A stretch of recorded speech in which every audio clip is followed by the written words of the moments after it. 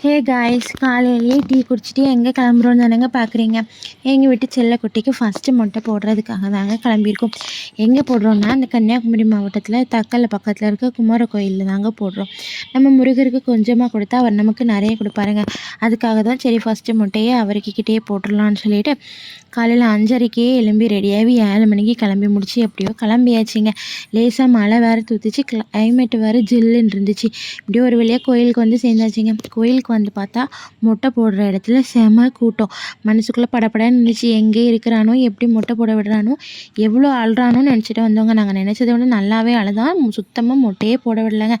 எப்படியோ நாங்கள் போராடி எடுத்து நாங்கள் நினச்சபடியே அவன் சித்தி மடியில் வச்சு மொட்டையை போட்டு முடிச்சாச்சு. அதுக்கையில் 2 இடத்துல கீறல் வேறு. அதை பார்த்து அது கீறணுன்னு அவன் அழ, அதை பார்த்து நாங்கள் அழ, எப்படியோ அழுது முடிச்சு மொட்டையை போட்டுட்டு கிளம்பியாச்சுங்க. அப்போது என் தங்கச்சிக்கெல்லாம் மொட்டை போடும்போது தொப்பை குளத்துல தாங்க மொட்டையை போட்டு குளித்தோம்.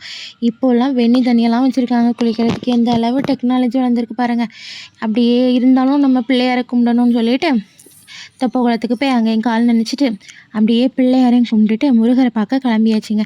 பூஜை தட்டு வாங்கிட்டு அவனுக்கு இன்னும் 1 இயர் ஆகலைங்க. அதுக்காக அவனுக்கு அர்ச்சனை பண்ணக்கூடாதுன்னு சொல்லிட்டாங்க. ஸோ எங்கள் பேரில் வச்சு அர்ச்சனை பண்ணுறதுக்காக எல்லாம் வாங்கிட்டு போகிற வழியில் அப்படியே குரங்கு நிறைய குரங்குங்க.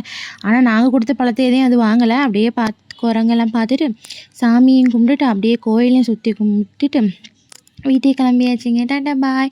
உங்களுக்கு இந்த வீடியோ பிடிச்சிருந்துச்சுன்னா லைக் பண்ணுங்கள், சப்ஸ்கிரைப் பண்ணுங்கள், முடிஞ்சால் உங்கள் ஃப்ரெண்ட்ஸ் அண்ட் ஃபேமிலிக்கு ஷேர் பண்ணுங்கள்.